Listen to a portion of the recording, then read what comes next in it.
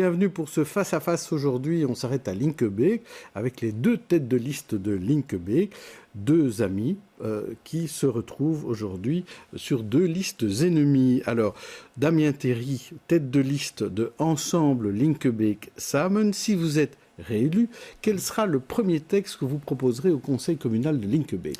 Je pense qu'avant de proposer un texte, il va falloir réapprendre à travailler ensemble parce que la campagne telle qu'elle est présentée aujourd'hui est une campagne qui est assez rude. Mais il y a des thèmes qui intéressent fortement la population. Je pense entre autres à la mobilité. Mobilité où il y a énormément à faire et on entendra probablement M. Guéquière parce que c'est lui qui était en charge de la mobilité jusqu'à présent. J'entends que sur sa liste, il y a un candidat écolo qui s'oppose au RER, donc ce serait intéressant d'avoir des informations concernant cela. Oui, mais il faut une proposition que vous voudriez avoir. Clairement, il faut remettre en premier lieu le dossier de la mobilité à l'ordre du jour et voir ensemble, en discutant avec la population, ce qu'elle a vraiment envie pour sa commune. Alors vous, Yves Guéquière, donc vous êtes tête de liste de Link Avenir, c'est bien comme ça qu'on dit, hein, Link Avenir. Alors quelle est pour vous la première proposition à déposer au Conseil ? Outre le fait que, comme dit Damien Terry, il faudra essayer de retravailler ensemble, si je peux proposer directement une proposition au conseil communal, ce serait la désignation, et vraisemblablement avec une formation nécessaire d'une personne au sein de l'administration qui aurait comme mission de rechercher et d'analyser toute forme et possibilité de subsidiation et de levier financier concernant donc toutes les matières en fait communales que nous avons à gérer. Pour aller chercher de l'argent à la région, fédérale ou à l'Europe. Oui. Donc un monsieur ou une madame subside. Exactement. Alors, Yves Guéquière, votre liste marie des défis, des PS, des indépendants, dont vous.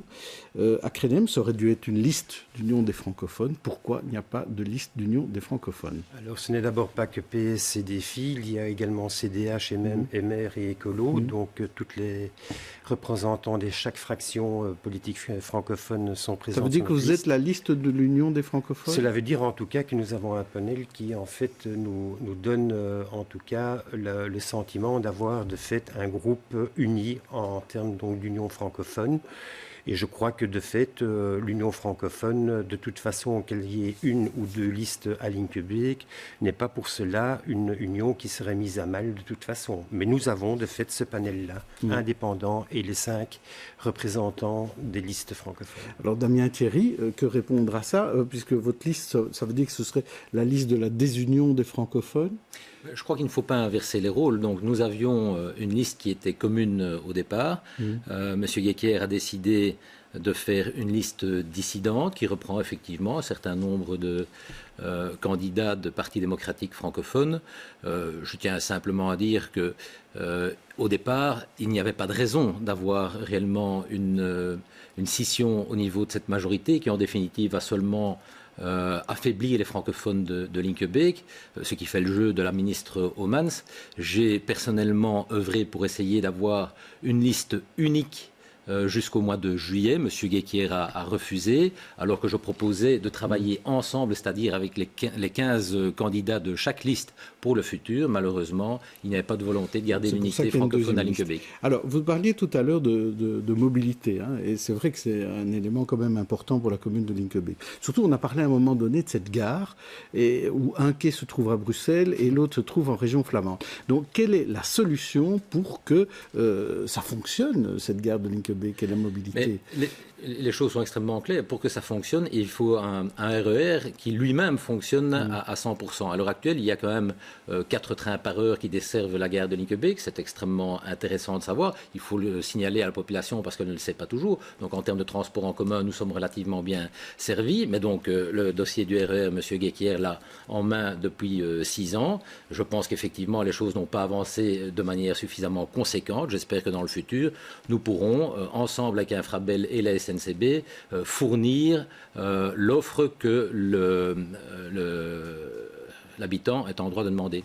On va parler de mobilité avec vous aussi. Alors Yves Guéquière, puisque vous aviez cela en charge, comment voulez-vous améliorer cela pour la prochaine fois? Alors d'abord un constat, la mobilité est un échec, mais à tout niveau de pouvoir, que ce soit au niveau fédéral, que ce soit au niveau régional et par conséquent au niveau communal, il est bien difficile de faire un plan de mobilité à partir du moment où il n'y a pas une concertation avec au minimum les communes voisines, mais également au niveau régional et fédéral, où il devrait y avoir plus d'input dans les grands dossiers de mobilité. Mais comment arranger ça ? Alors, comment arranger cela ? D'abord, je crois que le dossier RER est de fait relancé. Je constate simplement, hélas, que M. Thierry n'était pas là quand nous avons dû prendre une position sur la start nota du RER, que nous avons donc fait passer en collège il y a à peu près 2 semaines. C'est avec l'intention ferme, évidemment, d'avancer maintenant concrètement, puisque les leviers financiers ont visiblement été trouvés au niveau fédéral pour qu'il y ait une concrétisation du RER, qui ne doit pas se faire n'importe comment. Je signale quand même à M. Thierry qu'il y a 4 ans et 5 ans de cela, nous avons également travaillé très fortement sur le dossier RER, avec des conditions que nous mettons évidemment sur la table pour que ça s'intègre, pour que cela s'intègre tout à fait dans l'environnement ligne québécois. Tout à fait. Alors, on va passer à notre rubrique en un mot, et je vais vous faire d'abord réagir, vous, Yves Guéquer, à un nom que vous connaissez bien. Donc, en un mot, à quoi vous fait penser le nom de Lisbeth Homans ? Alors, évidemment, les amis de la NVA ne sont pas mes amis, ça c'est certain. Alors, je dirais simplement à Mme Homans que de défendre le droit des francophones ou de défendre simplement le statut des facilités comme ligne publique ne doit pas être considéré comme une provocation ni simplement une diminution, soi-disant, des droits des néerlandophones.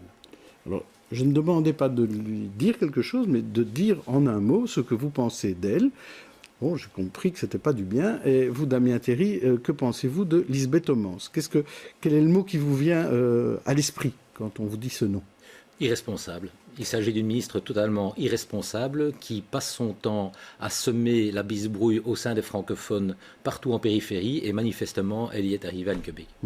Alors, deuxième nom pour tous les deux. Damien Thierry, d'abord à vous. Valérie Guerix.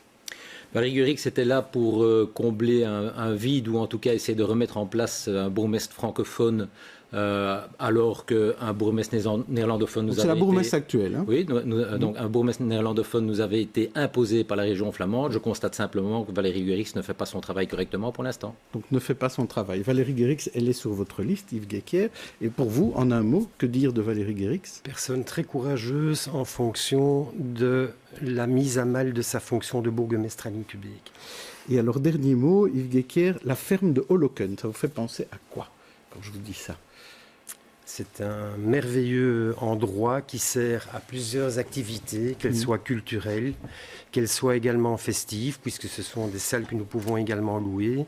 Et nous espérons également bientôt pouvoir affecter ce que nous appelions les locaux du Peter Pan en une maison des associations en ligne québécoise. Alors pour vous, Damien Thierry, ferme de Holoken, ça vous fait penser à quoi ? Centre culturel francophone. Je suis content d'entendre que M. Guéquer parle de la maison des jeunes Peter Pan qui devrait y être associé. Il a eu les cartes en main pendant 2 ans avec Mme Guerix et il n'a pas eu l'occasion de le faire. Par contre, ce sera le cas dans le mois qui vient. Qu'est-ce qui vous différencie, Damien Thierry, de votre opposant du jour ?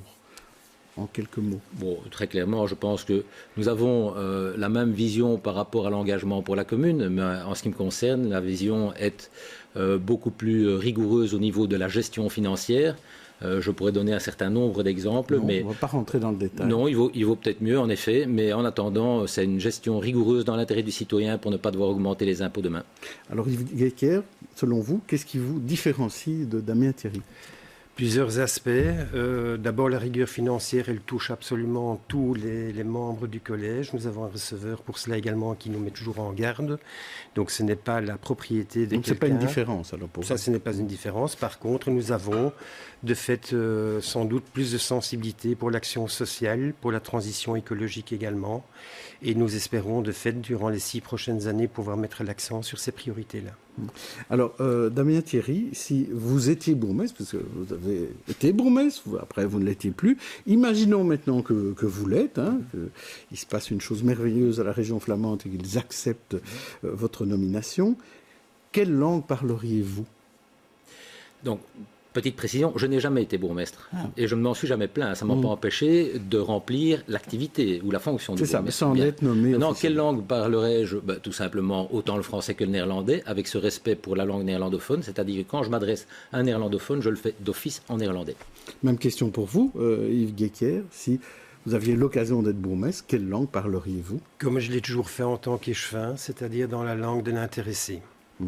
Alors, de petites questions à 11 jours du scrutin pour tous les deux. Yves Guéquière, il y a 4 ans, vous avez refusé avec d'autres au sein du conseil communal le budget du CPAS qui était présenté par Philippe Thierry, le frère de Damien Thierry.